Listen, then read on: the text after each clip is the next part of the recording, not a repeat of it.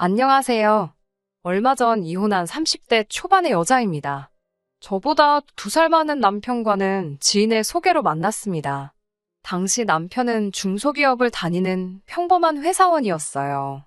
저는 가죽 공방을 운영하고 있었고요. 남편의 순수하면서도 적극적인 애정 공세에 제가 마음의 문을 열게 되면서 연애를 시작하게 되었지요. 마냥 달달한 사랑만 주고받을 것 같았지만 막상 연애를 시작하고 나니 현실은 드라마와 완전히 다르더라고요. 특히 데이트 비용에 있어서는 더욱 그랬습니다. 드라마에서는 남자 주인공들이 아빠 미소를 지으며 신용카드를 착착 긁잖아요. 하지만 남편은 달랐습니다. 메뉴판을 보며 눈알을 굴리고 특히 회전초밥집에서 있었던 일은 지금도 머릿속에서 떠나질 않네요. 회전초밥집에 가면 그릇마다 가격이 다르잖아요. 저는 어차피 양이 작아서 많이 먹지도 못하고 그래서 기왕 한 접시를 먹더라도 가격은 생각하지 않고 먹고 싶은 맛으로 골라 먹습니다. 특히 저는 장어를 좋아하기 때문에 장어만 3-4접시 먹고 끝내는 일도 허다해요. 그날도 저는 평소처럼 장어초밥이 올려진 접시를 들었는데 남편이 한다는 소리가 자기가 산다니까 혹시 비싼 것만 골라 먹는 거냐입니다. 근데 그 목소리가 농담을 하는 게 아니라 정말 짜증이 가득했습니다. 저 한 접시 먹는 동안 자기는 4접시는 먹어놓고 그딴 소리를 하면서 눈치를 주니까 기분이 팍 상하더군요. 다른 사람들 앞에서 얼굴 붉히기 싫어 차오르는 화를 누르며 간신히 식사를 마쳤습니다. 저는 오기로 종류에 상관없이 가장 비싼 그릇으로만 5접시를 먹고 나왔어요. 그리고는 계산도 제 거만 따로 했습니다. 그러자 남편이 저더러 더치페이는 그렇게 하는 게 아니랍니다. 나온 금액을 정확히 인원수대로 나눠서 내는 거라나요. 황당해서 제가 당신은 20접시 가까이 먹고 나는 겨우 5접시 먹었는데 내가 왜 당신 것까지 내줘야 하냐고 더치페이 뜻 모르냐고 크게 한바탕 싸웠습니다. 이후로 집에 돌아오면서 이 남자하고는 완전히 끝났다고 생각했네요. 하지만 저는 멍청하게도 남편과 극적으로 화해하게 되었습니다. 다음날 남편이 제 공방으로 찾아와서는 어제는 자기가 좀 심했던 것 같다면서 그런 상황에 저처럼 재치있게 대처하는 여자는 처음이었답니다. 똑똑하고 논리적이라며 저를 한껏 치켜세우더라고요. 다른 여자들은 자기 주머니 털어먹을 생각만 했었는데 저는 특별한 것 같다고요. 부끄럽게도 저는 남편과 소개팅을 하기 전까지 여중여 고여대를 나와 연애는커녕 짝사랑도 해본 적 없는 모태솔로였습니다. 변명이 될지는 모르겠지만 그 당시 저는 남편이 절 칭찬하고 있다고 생각했습니다. 바보같이 남편의 궤변에 넘어가 쌓여있던 화도 불편했던 마음도 어느새 풀어져 버렸어요. 게다가 사귀는 내내 남편은 남녀평등을 귀에 딱지가 않게끔 주장해왔습니다. 남녀평등에 대해서는 학창시절부터 꾸준히 배워왔던 부분이기에 남편이 틀린 말을 한다고 생각하지 않았지요. 남편은 걸핏하면 남자는 집을 해오고 여자는 혼수를 해간다는 일반적인 생각에서 벗어나야 한다며 데이트 비용이 남자들에게 얼마나 부담이 되는지도 목에 핏대를 세우며 열변을 토했습니다. 실제로 남편이나 저나 경제적으로 비슷한 상황이었기에 아주 틀린 말 같지는 않았네요. 그러고 보니 남편과 제가 사귄 지 1달쯤 됐을 때는 이런 일도 있었네요. 하루는 뜬금없이 데이트 통장을 만들자고 하더라고요. 관리도 자기가 할 거니까 전 신경 쓸 거 없다며 대신 월초마다 늦지 않게 통장으로 얼마씩 보내라면서요. 지금 생각해보면 솔직히 정말 치사했어요. 요즘 중고등학생들도 저와 남편처럼 돈을 쓰진 않았을 거예요. 저희는 통장 안에 있는 돈으로만 데이트를 하고 하물며 기념일이나 생일마저 그 예산에 맞춰서 해결하면서 정말 동등하게 연애를 했거든요. 아무튼 이런 남편이었으니 결혼도 당연히 반반 결혼을 하게 되었습니다. 당시 남편은 본인이 모은 돈 9천에 시댁에서 받은 5천까지 총 1억 4천이 준비되어 있었어요. 반면에 저는 제가 모아둔 돈이 1억 3천이 있었기에 남편보다는 1,000만 원이 부족한 상황이었지요. 괜히 혹시라도 나중에 자기가 돈을 더 썼네 어쨌네 소리가 나올까봐 친정부모님께 1,000만 원만 보태달라고 부탁드렸어요. 사실 친정부모님은 더 많이 보태주고 싶어 하셨는데 남편과 연애하면서 배운 바가 있었는지 저도 굳이 반 이상 보태야 할 이유를 모르겠더라고요. 그래서 싫다고 했습니다. 살다가 정말 힘든 순간이 오면 그때 도와달라고 부탁드리겠다고 했지요. 그렇게 정확히 2억 8천을 만들어 그 돈으로 전세도 구하고 결혼식도 올리고 신혼여행도 다녀오고 했습니다. 결혼할 당시 남편은 연봉 4천 정도로 이거저거 뺄 것 빼고 나면 대략 한 달에 300 좀 넘게 벌고 있었습니다. 저는 계절에 따라 약간의 차이가 있었지만 그래도 평균을 내보면 대략 한 달에 3, 400 정도 벌고 있었고요. 아이가 없는 맞벌이 부부로서 아주 넉넉하지도 않았지만 부족한 돈도 아니었습니다. 당분간은 신혼을 즐기며 약간은 여유를 부리고 싶은 마음이었지만 남편은 결혼 생활 역시 반반씩 부담하길 원하더군요. 그 성격을 모르고 결혼한 것도 아니었으니 결국 각자 150씩 생활비로 부담하기로 했습니다. 그렇게 결혼한 지 3달쯤 지났을 때였어요. 하루는 남편이 아무래도 회사를 관둬야 할 것 같답니다. 그게 무슨 소리냐고 물으니 어두운 표정으로 회사에서 있었던 일을 털어놓더라고요. 지금 이 사연을 적으면서 다시 그때를 떠올리니 제 얼굴이 다 화끈거리네요. 그날은 대청소를 했던 날이었어요. 얼마 전부터 자꾸 집에 개미가 보여서 무척 신경이 쓰였거든요. 도대체 이 개미들이 어디서 나오나 하고 따라가 보니 아니나 다를까 남편 방이 문제였습니다. 남편은 걸핏하면 방에서 혼자 그렇게 뭘 먹어댔거든요. 서랍을 열어보니 어디서 사왔는지 온갖 과자들이 가득 있었습니다.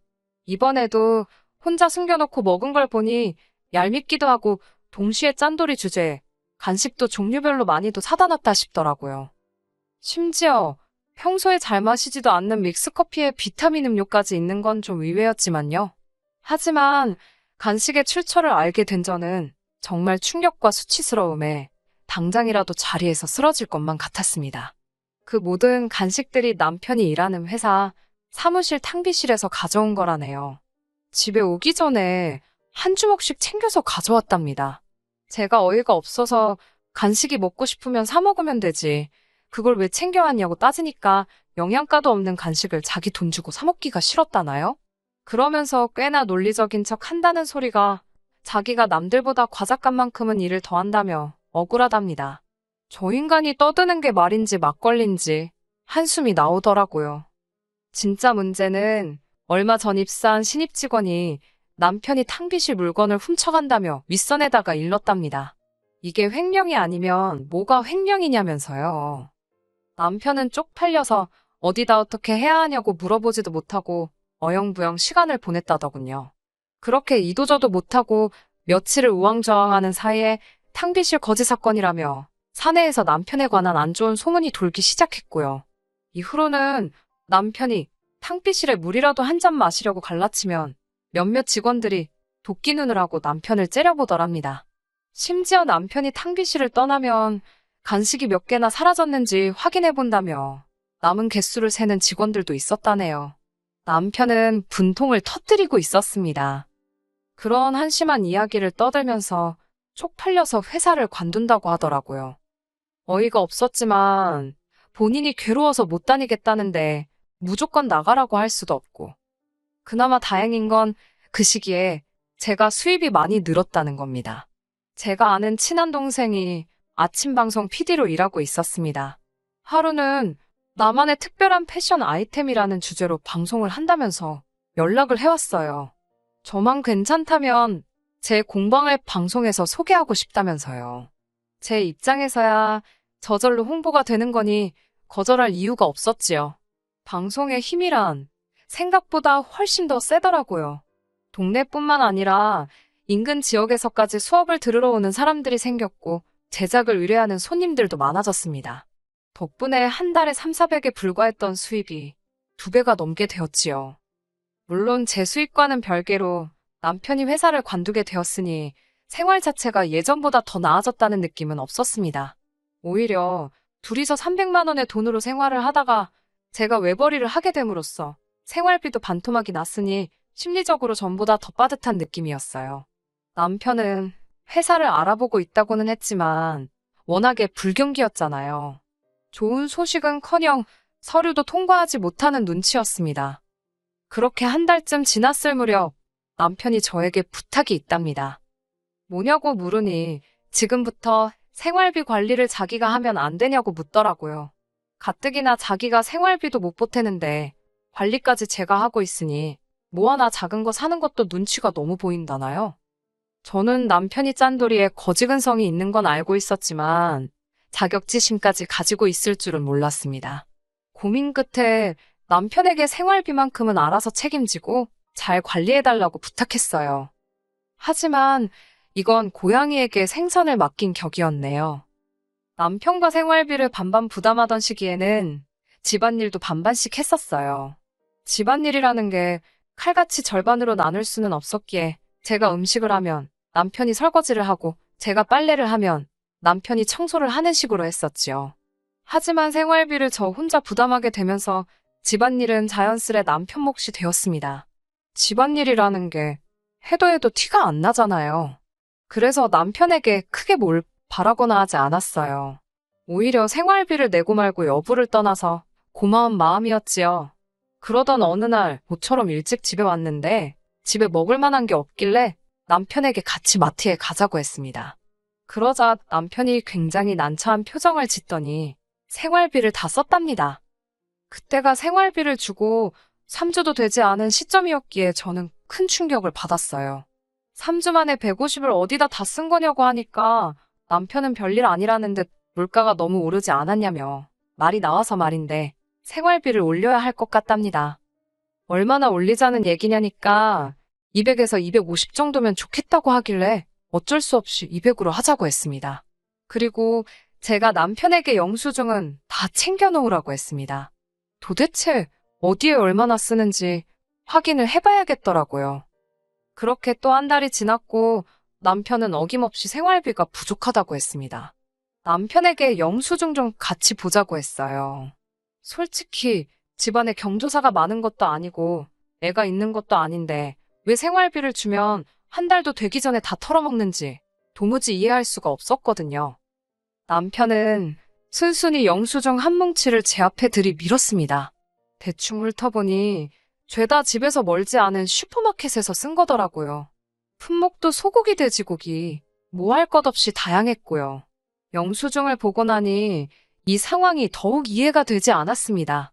거의 일주일에 두세 번은 꼭 마트에 다녀왔던데 왜 냉장고가 비어있는 건지 음식을 해먹은 흔적이 없는 건지 남편에게 물으니 자기가 점심때 혼자 다 해먹었답니다. 워낙에 식탐이 많은 사람이긴 하지만 솔직히 너무한다 싶더라고요. 그렇다고 치사하게 먹는 걸로 뭐라고 하기도 그렇고. 그리고 며칠 뒤 집으로 돌아오는 길에 우연히 남편을 만났습니다. 어디 다녀오냐니까 아무것도 아니랍니다. 남편의 그런 반응에 마음이 살짝 상했지만 크게 개의치는 않았어요. 모처럼 아이스크림이 먹고 싶어서 남편과 함께 슈퍼마켓에 들리게 되었습니다. 슈퍼마켓에 들어서는데 남편이 모자를 푹 눌러 쓰더라고요. 왜 그러는지 이유는 상상하지도 못했지요. 간단한 요깃거리와 아이스크림을 고른 뒤 계산대에 줄을 섰는데 남편이 자꾸 딴청을 피우더라고요. 저는 처음에 생활비로 계산하기 싫어서 그러는 줄 알았습니다. 유치한 남편 행동에 혀를 내두르며 제가 계산을 하고 있던 찰나였어요. 계산대에 계시는 아주머니께서 남편을 아는 체 하시더라고요. 평소에는 매일 어머님이랑 오더니 오늘은 와이프랑 왔나 보다면서요. 어머님이랑 마트를 왔다니 그게 무슨 소린가 싶었습니다. 남편이 당황한 걸 보니 뭔가 있다는 확신이 들었습니다. 아주머니께서는 남편이 하루가 멀다 하고 어머님을 모시고 와서 어머님이 필요하시다는 건 다 사주더라며 저에게 아들 며느리가 엄청 효장가 보다고 그러시더군요. 그러면서 저희 남편이 마트 VIP라대요. 집으로 돌아와서는 남편에게 어머님이랑 슈퍼마켓에 다녔다는 게 무슨 말이냐고 물었습니다. 그러자 남편은 그 아줌마가 뭘 잘못 봐도 한참 잘못 본 거라며 오리발을 내밀더라고요. 제가 한번 차량 슈퍼마켓에 뭐가 찍혔는지 물어볼 거냐며 증거를 찾아서 코앞에 들이밀어줘야 되냐고 따져 물었습니다. 그러자 남편도 더는 감추기가 어렵겠다 싶었는지 배째라는 식으로 그랬는데 어쩔 거냐대요. 솔직히 아들이 어머님 장 좀 봐드릴 수 있습니다. 제가 화가 나고 이혼까지 결심하게 된 건 단순히 남편이 어머님 대신 계산을 해서가 아니에요. 남편이 어머님의 장을 봐드린 이유가 어이가 없었기 때문입니다. 남편은 어머님이 당신이 필요하신 걸 고르시면 저희 생활비 카드로 결제를 한 뒤 어머님께 현금을 받아 챙겨오고 있었답니다. 한마디로 카드깡을 하고 있었던 거예요. 다 커서도 부모님께 손 벌리는 자식들이 있다는 이야기는 들어봤지만 부모님과 짜고 카드깡을 하는 다 큰 자식 이야기는 들어본 바가 없습니다.